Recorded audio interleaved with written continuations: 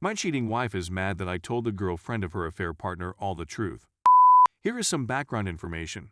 I was able to get my wife to admit to an emotional affair she was having around 3 weeks ago. She refused to end the affair, which continues to this day. I was doing the Choose Me dance for approximately 2 weeks before deciding to do a 180, which included notifying A.P's girlfriend about the affair. My wife was furious with me for that one. She further said that a.P intended to knock me up over it.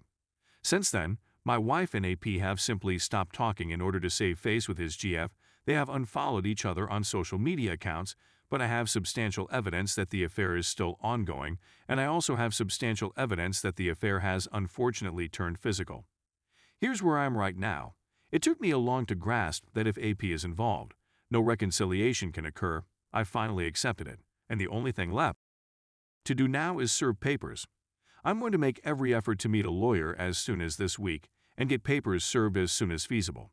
So, should I inform A.P's partner once more, or should I seek legal counsel? I can't believe I've reached this stage in my marriage. I would never have thought this would happen a month ago. Our marriage had been wonderful up until this point. We never left one another's sides. We had fantastic sex. We went on dates every weekend, and we always had each other's backs no matter what. I've done all in my ability to ensure she's had a wonderful existence. My wife began an emotional affair with a guy she met at the gym after knowing him for approximately 2 months. Fun fact, I'd like to point out that this man has 3 distinct gym memberships for various clubs. She refused to quit seeing him when I confronted her about it. She claims she's in love with him, and they exchanged flirtatious messages and nudies. She abruptly declares that she hasn't loved me in a long time and that AP makes me feel like a woman, but the love looked genuine until this person entered the scene.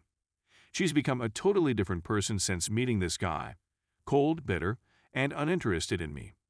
After performing the Choose Me dance for 2 weeks, I finally confessed my love for her and concluded, "It's him or me. I don't know what I want," she said.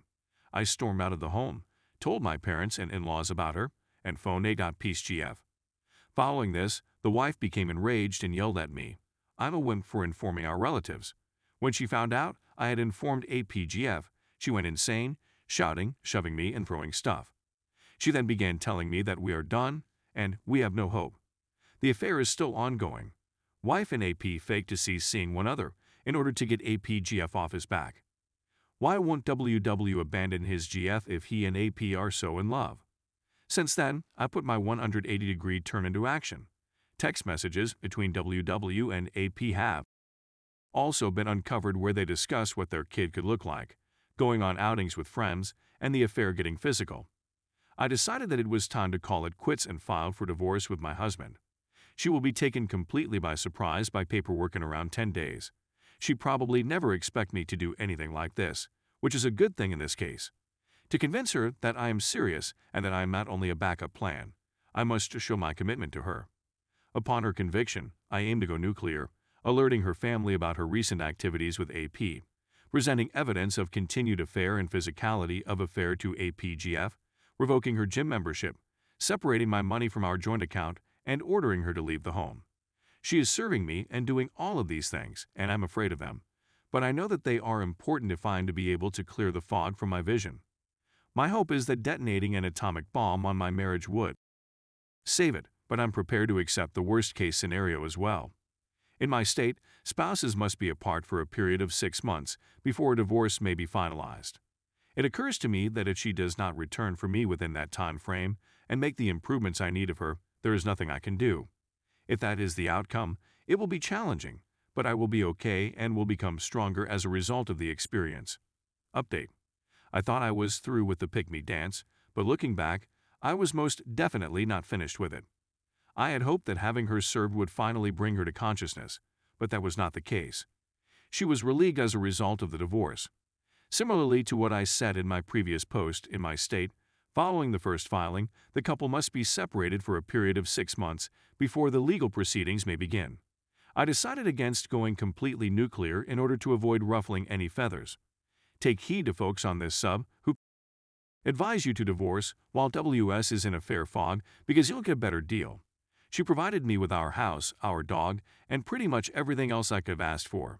She also agreed to sign a court order prohibiting her from bringing a spousal support lawsuit against me. She has moved as of today.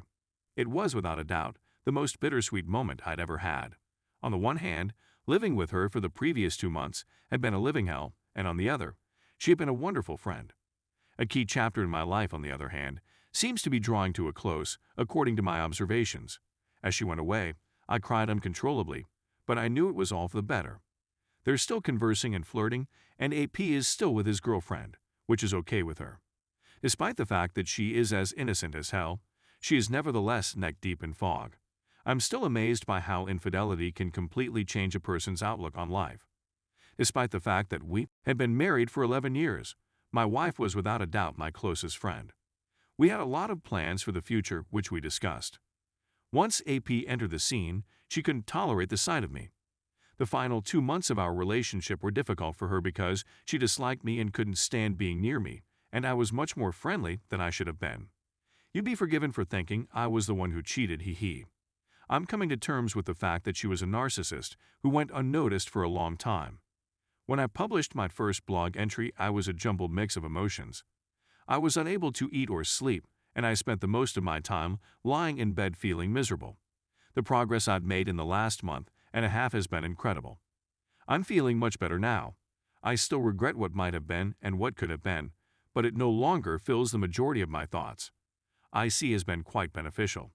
Besides going to the gym and soliciting assistance from family and friends, I've been reviving my previous activities. I've also planned a few of new hobbies that I'm really looking forward to trying out. In light of the fact that she cannot legally sue me for spousal support, I came to the conclusion that finding new and better paying employment would be a nice change of pace for me. I've scheduled a pair of interviews, both of which seem to be extremely promising. Thank you, as well, to everyone who writes in this. Your stories and advice have been crucial in my recovery process.